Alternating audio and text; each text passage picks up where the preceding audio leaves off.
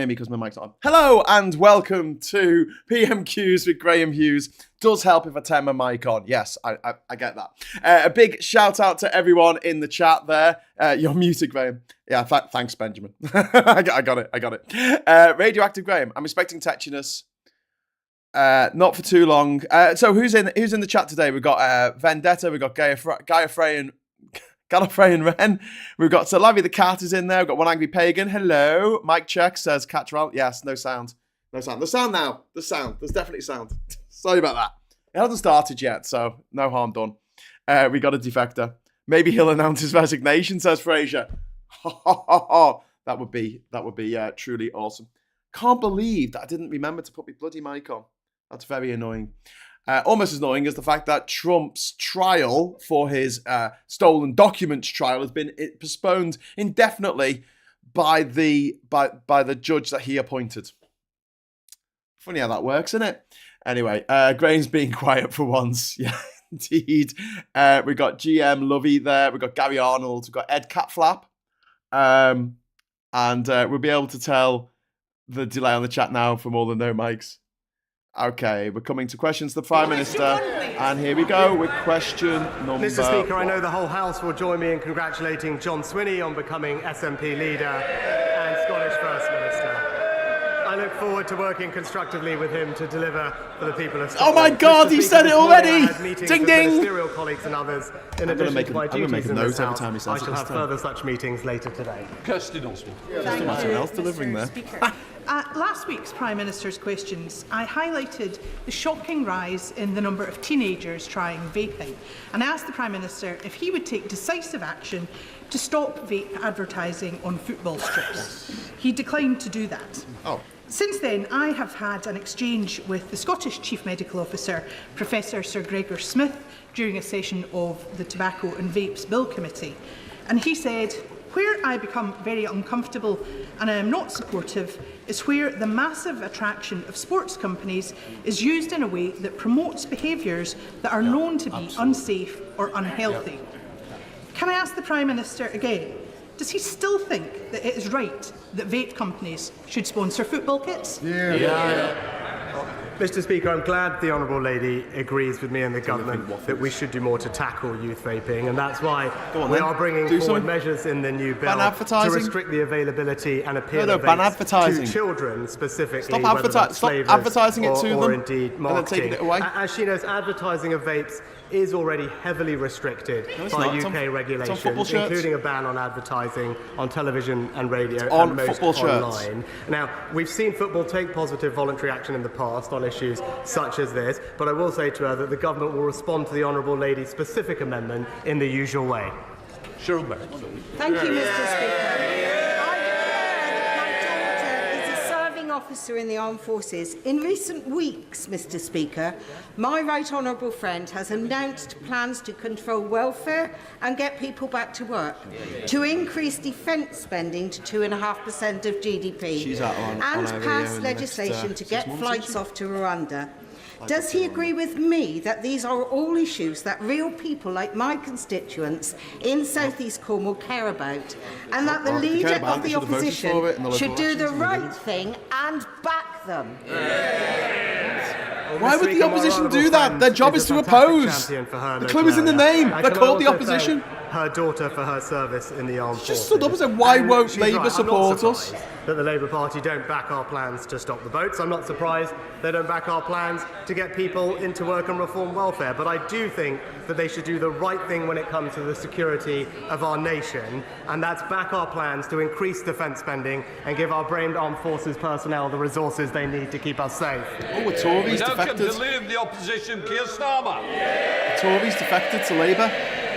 Mr. Speaker, can I warmly welcome the new member for Blackpool South? Yay. After the representation that fine town has had recently, it's good to know they've got a proper champion back at last. Can I also warmly welcome the new Labour MP for Dover to these... It's just happened. Mr. Speaker, if 1 week a Tory MP who's also a doctor says the Prime Minister can't be trusted with the NHS and joins Labour, and the next week the Tory MP for Dover on the front line of the small boats crisis, says the Prime Minister cannot be trusted with our borders and joins Labour, what is the point of this failed government staggering on? It's just happened in the last couple of minutes. This is when you do it, just before PMQs. Join him in welcoming his newest MP for Blackpool. I must say he looks a lot happier than the member who was sitting there last week. But let me also join with him.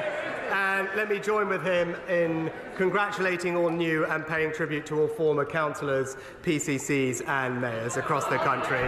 I hope his new ones do him as proud as I am of all of mine, Mr. Speaker. I didn't have that on my bingo card, sorry. Great leaders like Andy Street, who leave behind a strong legacy of more homes, more jobs and more investment, in sharp contrast to the legacy left by the last Labour government, which was a letter joking that there was no money left. Oh my God, they've gone for the letter again? In addition to losing two Tory MPs in 2 weeks, the Prime Minister's been on the receiving end of some of the biggest by-election swings in history. He's also lost 1,500 Tory councillors, half of his party's mayors, and a leadership election to a lettuce. How many more times do the public and his own MPs need to reject him before he takes the hint? Well, Mr. Speaker, this time last year I reminded him of some advice, actually, from his own mentor, Tony Blair, who had said at the time that he can be as cocky as he likes about local elections, but come a general election, it's policy that counts. Go on, call one then. See? Call one. Call one. Call one. 1 year on Call from that advice, 1 year on from that advice, what has he managed? £28 billion of tax rises, 70 new business regulations, 30 U-turns, and a deputy leader under a police investigation. Formative bollocks. Well, I'm surprised he brought up a police investigation. I think his record is played one, no, actually two, the seatbelt as well. Played two, lost two in relation to police investigations. But it's the same. The public keep telling him, the voters tell him it's not good enough. Instead of listening, he keeps telling them everything's fine if only they realise his greatness. He just doesn't get it. But at least after Thursday night, Mr. Speaker, he can go to the many places that he calls home and enjoy the fruits of his success. In Southampton or Downing Street, he's got great Labour councils. At his mansion in Richmond, he can enjoy a brand new Labour mayor of North Yorkshire.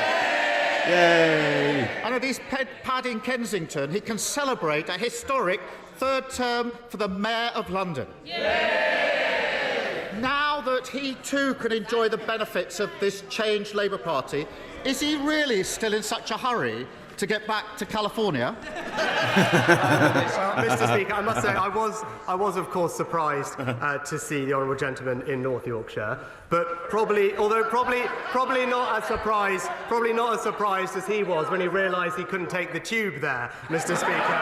But I can tell him that the people of North Yorkshire believe in hard work, secure borders, lower taxes, and straight-talking common sense, Mr. Speaker. They're not going to get any of that from a virtue-signalling lawyer from North London. Oh, it's all lefty lawyers. That's the problem.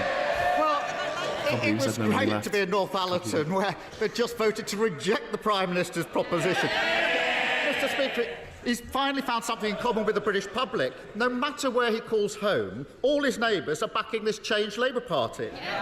And they keep rejecting him because they have sussed him out. They know there's nothing behind the boasts, the gimmicks, the smug smile. He's a dodgy salesman, desperate to sell them a dud. Now, Mr. Speaker, 16 days ago, when he held a press conference claiming victory on Rwanda, he said the next few weeks will be about action. People want deeds, not words. So let's test that. How many small boat crossings have there been since he said that 16 days ago? Brilliant question. Go Mr. on, Speaker, answer that. Mr. Speaker, actually. Answer just that. to get on to that, he talked about a change. he talked about a change. Answer the question. Labour Party. That's important because he talked about a change Labour Party. He talks about it a lot. But just this morning, is and he he also gonna bring talked it out? about his Is he new gonna do mayor it? in London. Is he gonna do just it? this morning, Is he we've gonna do learned it? that the Labour mayor in London believes, and I quote, that there is an equivalence between the brutal terrorist attack of Hamas and Israel defending itself. Yes, there is. And let me be crystal clear, there is absolutely no equivalence between a terrorist group and a He was going to pull out an democratic emergency state. Corbyn So then. can I ask him now, will he take this opportunity to demonstrate oh, that let's Labour ask Party Keir has Starmer changed? questions And will he instead? condemn those comments from the Labour mayor? Well, I know that was the last run out before the general election, but he's getting ahead of He himself. didn't answer the question. Ask the question.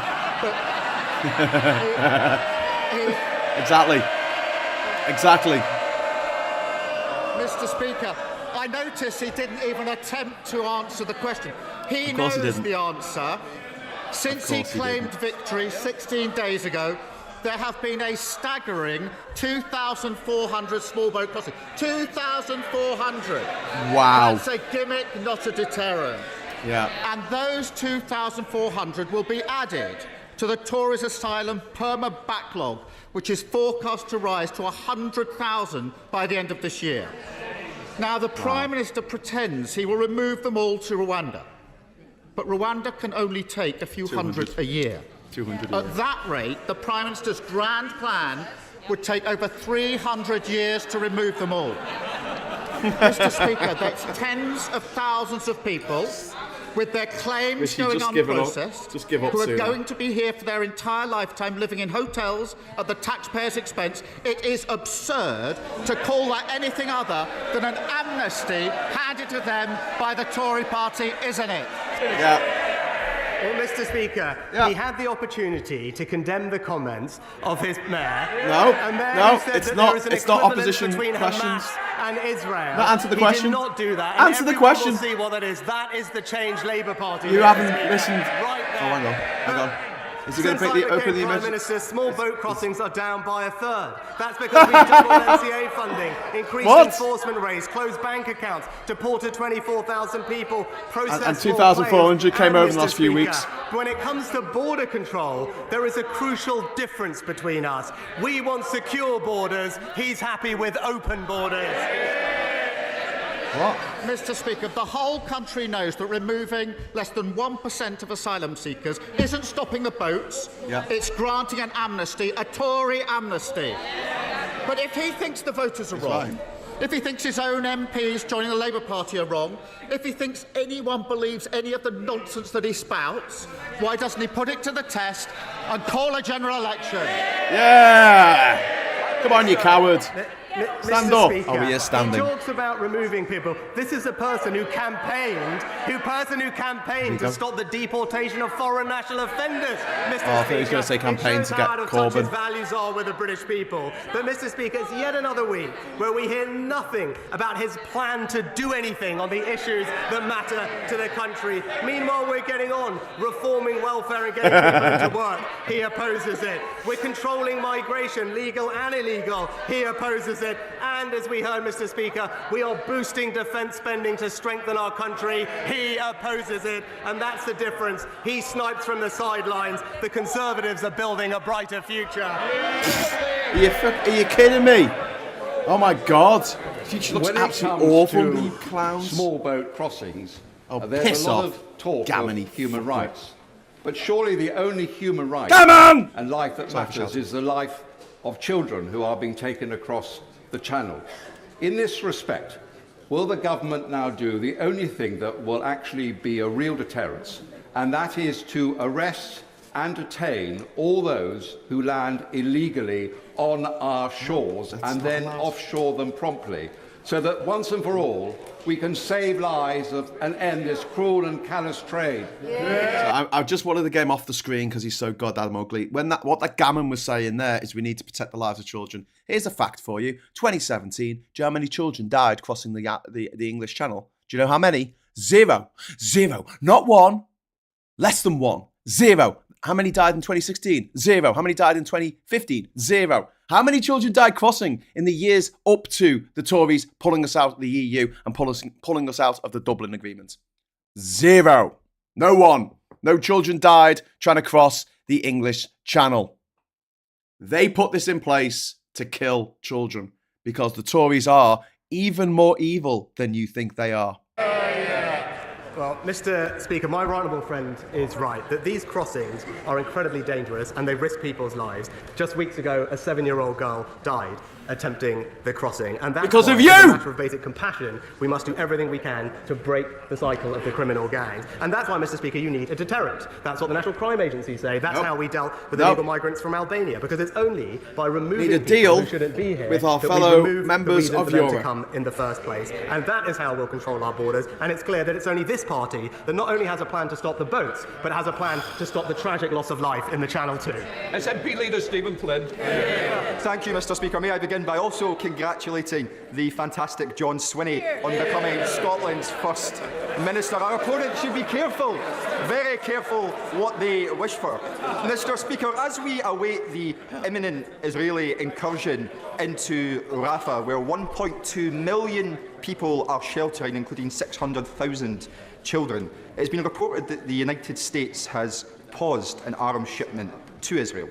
The UK will now follow suit, won't it? Well, Mr. Speaker, the honourable gentleman may not realise that the UK government doesn't itself directly provide arms or ship arms to Israel. And when it comes to the situation in Rafah, I've been very clear that we are deeply concerned about a full military incursion of Rafah, given the devastating humanitarian impact. I've made that position and point specifically to Prime Minister Netanyahu whenever we've spoken, and will continue to urge all sides to focus on the negotiations at hand to bring about a pause in the conflict, to release hostages and get more aid in. Stephen Flynn. Mr. Speaker, let's be clear. The confidence that Israel has shown in its military ambitions in Rafah stems from the silence which has been shown from its allies on the front benches in this place and indeed elsewhere across the world. Now, we all know that UK arms and tech is supporting Israel's activities in Gaza and will be used in any attack on Rafah. Knowing that, and the devastation which is going to occur, surely the time has come to end our complicity and to halt arms sales to Israel. Well, Mr. Speaker, of course we take our defence export responsibilities extremely seriously, and that's why we operate one of the most robust licensing control regimes anywhere in the world. We periodically review advice on Israel's commitment to international humanitarian law, and ministers always act in accordance with that advice. And that is crystal clear for the House to understand. Our position with regard to export licences following the most recent assessment is unchanged, and I know that he will join me in urging all parties to engage in the negotiations that are happening so we can see a pause in fighting, to get more aid in, hostages out, and then bring about a sustainable ceasefire to this conflict. Martin Bickers. Thank you, Mr. Speaker. My constituents in rural villages and on the fringes of the Grimsby-Cleethorpes urban area are very concerned about overdevelopment. They recognise that the highway infrastructure and public services are already overloaded. Could my right honourable friend consider amending planning guidance so that local plans and decisions taken by local planning authorities are not overridden by planning inspectors? And they'd be greatly encouraged if he would agree to meet with me and my colleagues from the neighbouring Gainsborough and Grimsby constituencies to discuss this further. My honourable friend is right that sustainable development must be at the heart of the planning system, and that's why we're committed to meeting the needs for housing by building the right homes in the right places and protecting the environmental assets that matter most. The National Planning Policy Framework is clear that we should be responsive to local circumstances. I know that the relevant local plan in my honourable friend's area is due for further consultation later this year, and that he'll engage with that. So I just want to stop there. I'm just having a look at this Vickers Creep voting record. He voted against the Same-Sex Couples Act, the Marriage Act of 2013. He also voted against similar legislation when it was introduced in Northern Ireland. He was one of the 21 MPs that voted against LGBT inclusive sex and relationship education in English schools. And he also voted against the legalisation of abortion in Northern Ireland in 2019. I will continue. Process, but I will happily meet with him and colleagues to discuss his situation further. Ed Davey. Mr. Speaker, the abuse suffered by 88-year-old Anne King at the hands of staff in her care home was captured on a hidden camera. The footage is stomach-churning. Anne died in October 2022 and it took nearly a year before the CQC launched a criminal investigation. Now Anne's children are working to protect other care home residents from being subjected to such appalling abuse. Her son came to see me as his MP to ask for my help in their campaign. So will the Prime Minister join me in backing Anne's Law, a proposal to include a national register to professionalise the care workforce and hold those staff who are abusive to account? And will he meet with Anne's family and myself to discuss this idea?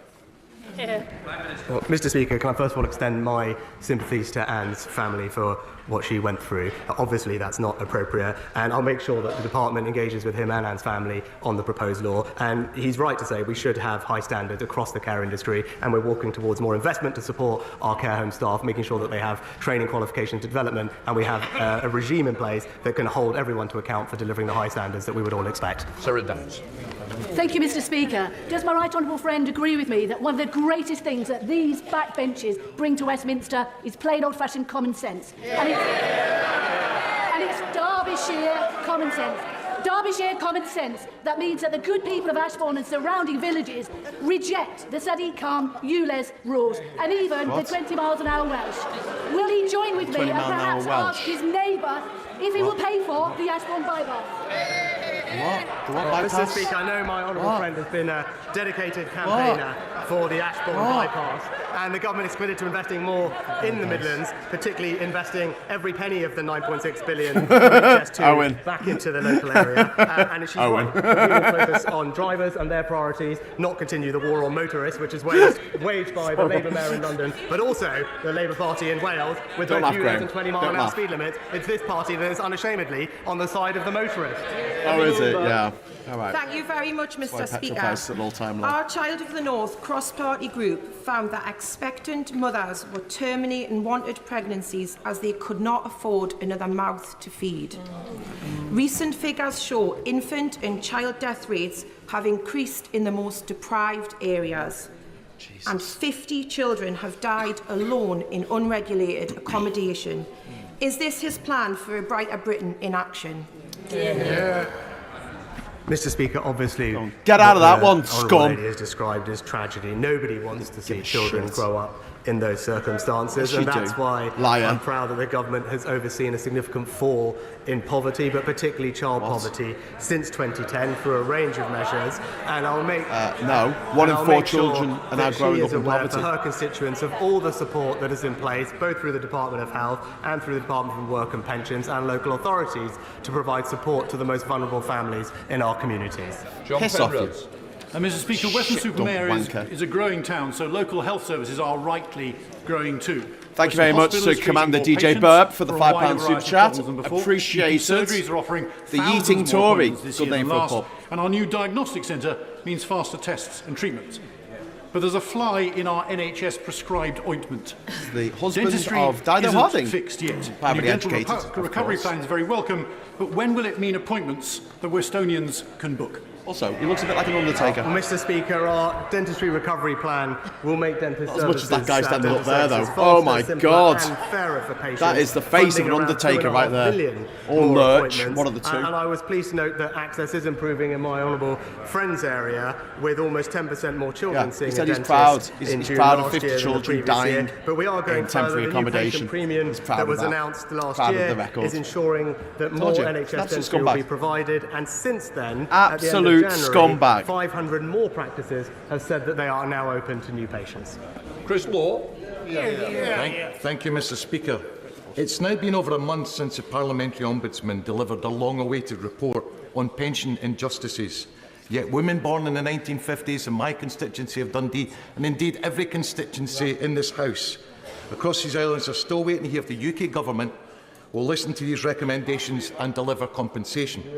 Mr. Speaker, I was proud to see the Scottish Parliament support a motion last week calling for compensation to be delivered without delay, but utterly dismayed to see members of the Conservative Party and the Labour Party abstain. So can the Prime Minister finally set out when WSPI women will receive the compensation they rightly deserve? Mr. Speaker, I understand the strong feelings across the chamber on this topic and the desire for urgency in addressing them. However, following the Ombudsman's 5-year investigation, it is imperative that we take the time to thoroughly review the comprehensive findings that have been published. An update to the House will be provided once the report's findings have been fully considered. More broadly, we are committed to ensuring pensioners have the dignity and security in retirement that they deserve, and most recently increasing the state pension by £900 thanks to the triple lock. Sir Philip Davis. Thank you very much, Mr. Speaker. Is the Prime Minister as appalled as I am at reports of militant civil servant, trade union, political activists seeking to find ways not to implement the Rwanda deportations? Does he agree with me that if they are not prepared to implement the will of the government, an Act of Parliament that was passed by both Houses of Parliament, that they should conclude that being in the civil service is perhaps not for them, and maybe they can look for alternative employment at other left-wing organisations that masquerade as being impartial? Maybe they could try the BBC or Channel 4 News. Mr. Speaker, my expectation is that civil servants will continue to be committed to supporting our priority. Why should they be forced to break the law? The civil service They're not going to break the You'll law. know that we made specific changes They're to not going to ensure break the law. compliance with that code. It shouldn't as be we made to break push the law. through with our plans. But I agree with him more broadly that we are the only party that has a plan to stop the boats, and we will face down all the obstacles in our way to deliver on this crucial priority for the British people. And whoever stands in our way, whether it's the Labour Party or others, we will deliver for this country on this vital issue. He said delivering. Mr. Speaker, China has now hacked the data of defence personnel, the Electoral Commission, various other public institutions, and has targeted many members of this House. And yet plans by China's largest wind turbine manufacturer, Mingyang Smart Energy, to build its largest European facility right here in the UK advance at pace, with the facility set to be built in Scotland. Given widely shared concerns about the involvement of hostile states such as China in the UK's critical national energy infrastructure, does he not agree that now is the time for this project to be paused, to be reviewed by the government on national security grounds? And if not, what message does he think that sends? Well, as I've said repeatedly, China is a country with different values to ours and is acting in a way that is increasingly authoritarian at home and assertive abroad. It's right that we take firm steps to protect ourselves against that, particularly in the area of economic security, which is why this government passed the National Security and Investment Act, precisely so that we can screen transactions without commenting on individual ones, of course, to protect this country. And we have used those powers, not least to block Chinese investment in a sensitive semiconductor company, but also to ensure that the Chinese state nuclear company had no part in the future of our nuclear power. So he can rest assured that we're alive to the challenges and have passed laws that give us the powers to protect against them. Charlize Fox. Thank you, Mr. Speaker. 5-year-old Benedict Blythe was a lovely little boy who attended a primary school in my constituency. Sadly, however, he died of anaphylaxis, a severe allergic reaction. The coroner's inquest has not yet reported, but speaking generally, on average, 2 children in every class have a food allergy, and allergic reactions take place more in school than in any other setting outside the home. Severe allergic reactions are on the rise and can be fatal. Yet there is no explicit legal requirement for schools to have allergy medication, an allergy policy, or other recommended safeguards being made available. There is only guidance. Will the Prime Minister meet with me and Benedict's parents, Helen and Pete, so that we can discuss a way forward to ensure that children who suffer from allergies in schools can be more safe, including schools having an allergy policy, adrenaline pens, and staff who know how to use them? Yeah? Well, firstly, can I extend my sympathy to Benedict's family? Does it mean It's spending tragic money? always to hear about the loss Government of intervention? a child, and we fully understand the seriousness Nanny of severe state? allergies and believe that children with medical conditions should be properly supported to enjoy a full education and be safe at school. Now, there is a legal duty on the governing body of schools to make arrangements for supporting pupils, including setting out what needs to be done, symptoms, treatment, but I will ensure that my right honourable friend gets a meeting with the Health Secretary to discuss how we could further support pupils with serious allergies. Speller.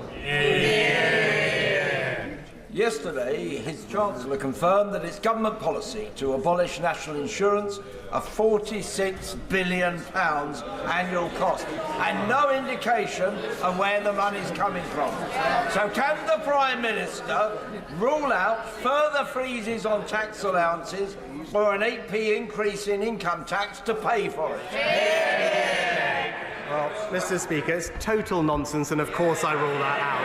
And let me just clear up. Mr. Speaker, there is no unfunded policy. What we have said is that we have a long-term ambition to keep cutting national insurance to end the unfairness of the double taxation on work. We'll make progress towards that goal in the next Parliament, just as we already have in this, by cutting national insurance by a third in 6 months, delivering a £900 tax cut, at the same time is increasing investment in the NHS and increasing the state pension. But it's increasingly clear what this reveals is that the Labour Party opposes tax cuts for working people.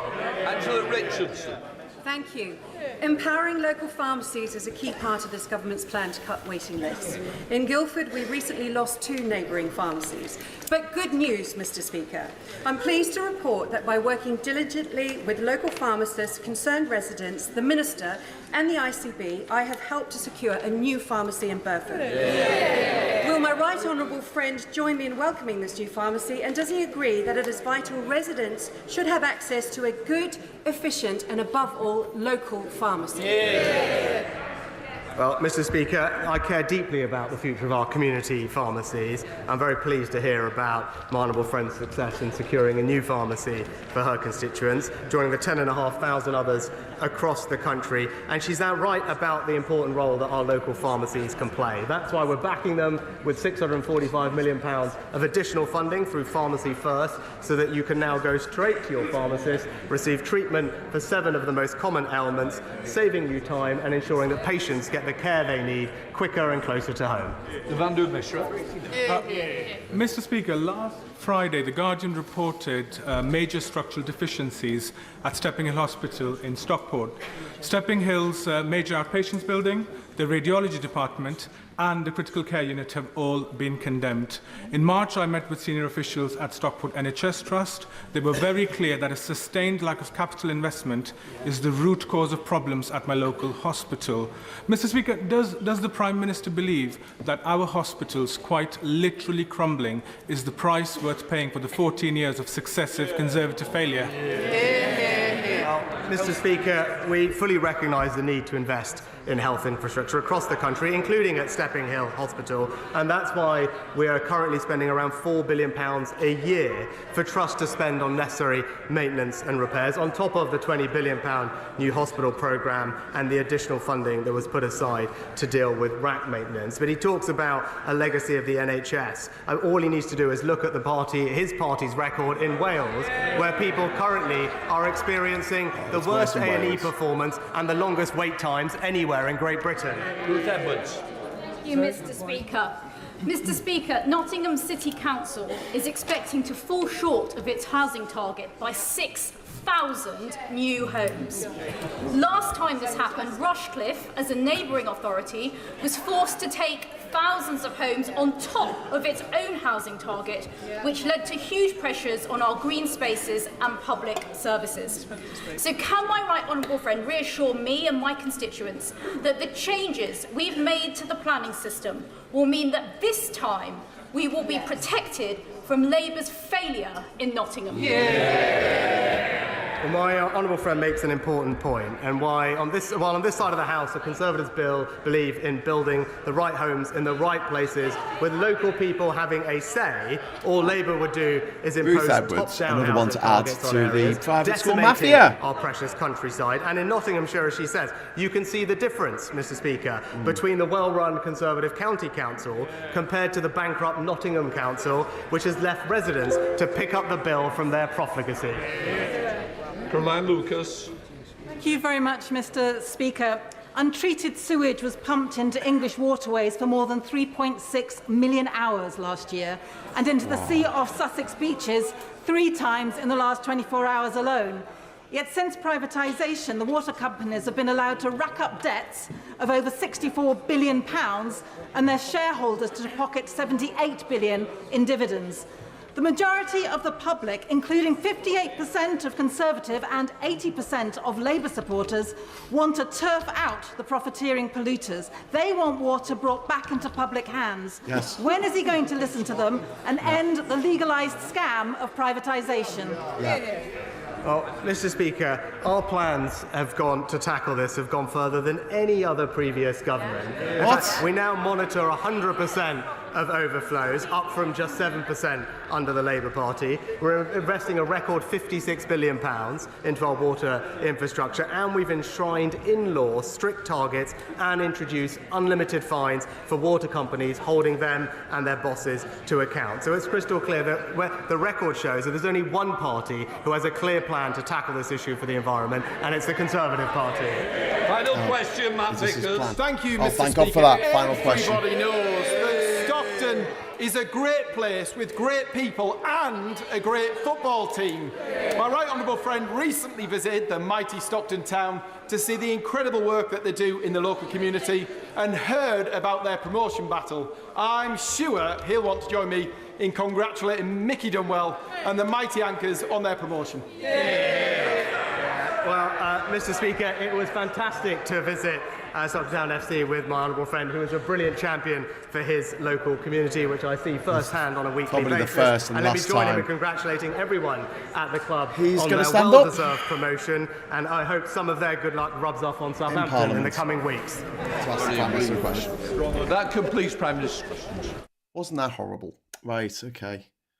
Jesus wept.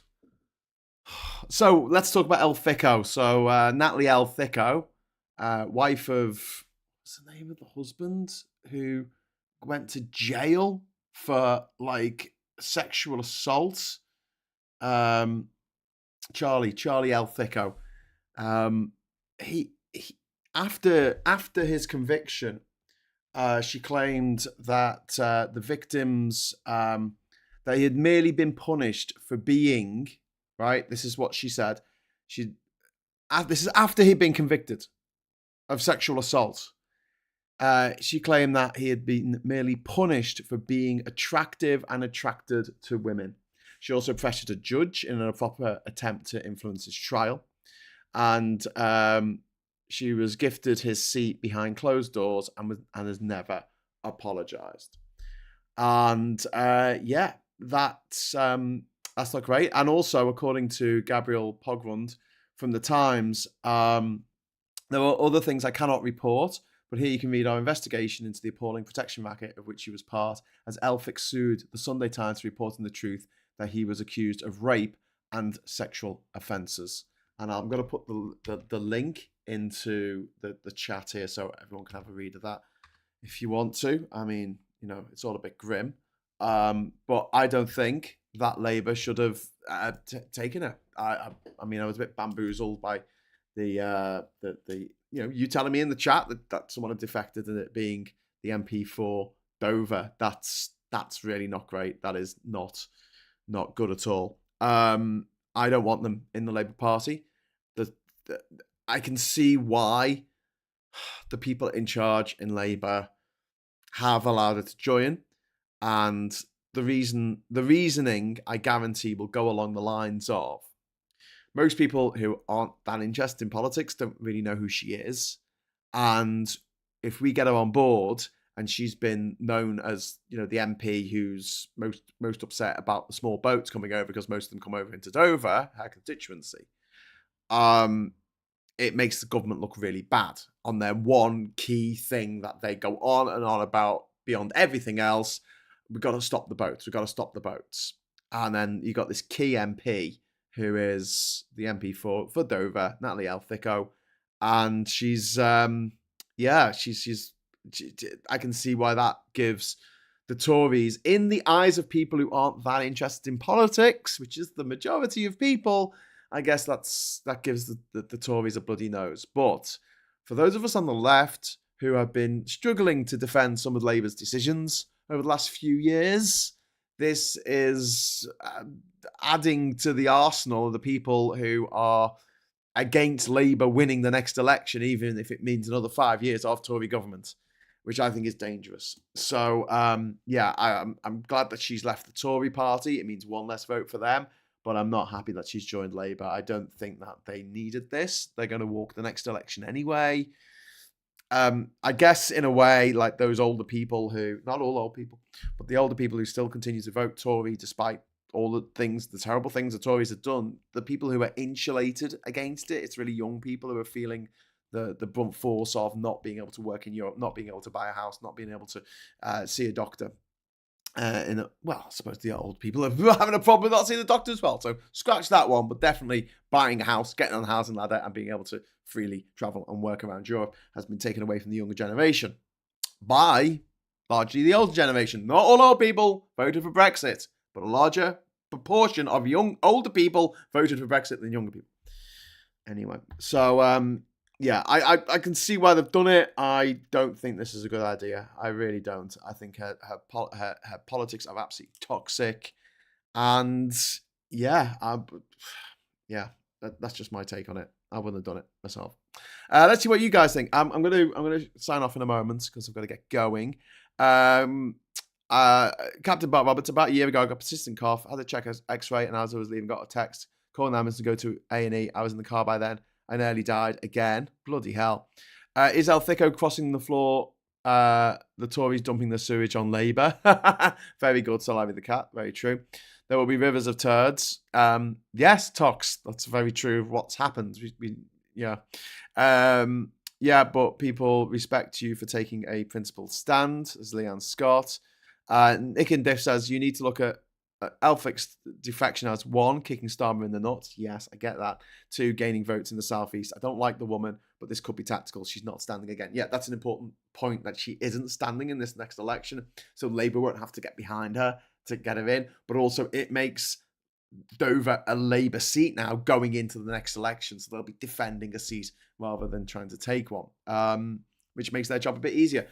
Because, and I've spoken about this many times, the older generation who voted for Brexit, who continues to vote for the Tories, not all old people, I'm talking about just specifically the people who are older, who voted for Brexit and vote for the Tories, and maybe vote for Reform now. The worry is that they will be scared into voting against Labour being in power. And that's the big worry for Labour. That's the big headache. That's the thing that keeps them up at night. Because you've got millions of people who voted every time in every single election in their entire life, and this time they're like, oh, well, I might stay at home because the Tories have been a bit crap. If Labour look terrifying to them because they're just going to open the floodgates and allow anyone to come in and steal your job and your wife and your husband and your children and sell them into slavery, and I don't know what immigrants do. Obviously, they're very, very bad people. Apart from Rishi Sunak, who's our Prime Minister, whose parents are immigrants, he was all right. And Suella Braverman, whose parents are immigrants, she's all right, yeah. And Priti Patel and James Cleverly and Nadine Zahavi and the Kwasi Kwarteng. Apart from all those people who come from, they were all born here, but they're the children of immigrants. They're all right. It's just the rest of them that are coming to steal your job, stroke wife, stroke husband, stroke property, stroke lifestyle, stroke pub, stroke weather. I don't know. But yeah, I get the whole thing of like we're trying not to scare those voters into voting against us. So it makes it look like we're not going to open the floodgates if Natalie Elphicko is prepared to join us. But at the same time, I'm like, yeah, I don't like looking around and seeing who's on my team and seeing the likes of her standing there. I'm like, no, I don't want you on our side because you're horrible. Gotta sound like English Bob from the movie Unforgiven after witnessing Sunak's performance. You've got no shame, no morals, no honour. Yep. Was that Richard Harris? Am I misremembering this? Correct me in the chat if I'm wrong. Nick says, once AI progresses to AGI, probably inside of 10 years, vast numbers of human jobs will be automated. The salary-fueled mortgage industry will be upended. House prices will crash. Well, yeah, that could happen, definitely. House prices need deflating. That's from One Angry Pagan, absolutely. Not your old people, don't worry, you won't offend me. Leanne Scott. Yeah, no, when I talk about the older generation, I'll try and make the qualification as many times as I can that I'm specifically talking about old people who voted for Tory and voted for the Brexit party and Brexit. Those particular people. They're the ones that we have to worry about because there's lots of them. We can talk about young people who vote Tory, but there's not that many of them. In fact, recent polling suggests that only 1% of young people are going to vote Tory in the upcoming election. Yes, Richard Harris. Yes, got it right. Am I back in the quiz team? I promised not to do what I did last time. Sharon Deputy Journey, I don't like it either. This is why people say Labour are just red Tories. She's standing down, so at least it won't be her as MP after the election. That's the silver lining to this. But it will give, grist to the mill, as they say, for the people on the left who are very angry with Starmer and the Labour Party anyway. This is just going to make them more angry. But then again, they're always angry, and I don't think there's anything that Starmer can do at the moment to bring them back on side. George says, El Fico crossing to Labour. No effing thanks. Yeah, I'm with you. I'm with you on this. Right, I'm going to head off now. Phil will be back in the morning at 9:30 for Morning Brew. So please join us for that. And I'm sure he's going to be talking about this defection and his take on it, which I think, he'll have a nuanced take on it. I'm pretty sure we've been chatting during Prime Minister's question. This is multitasking on another level. But yeah, he can see the logic behind what they're doing. But the anti-Labour Twitter's going to go into a meltdown this afternoon. But then hardly anyone uses Twitter, so who cares?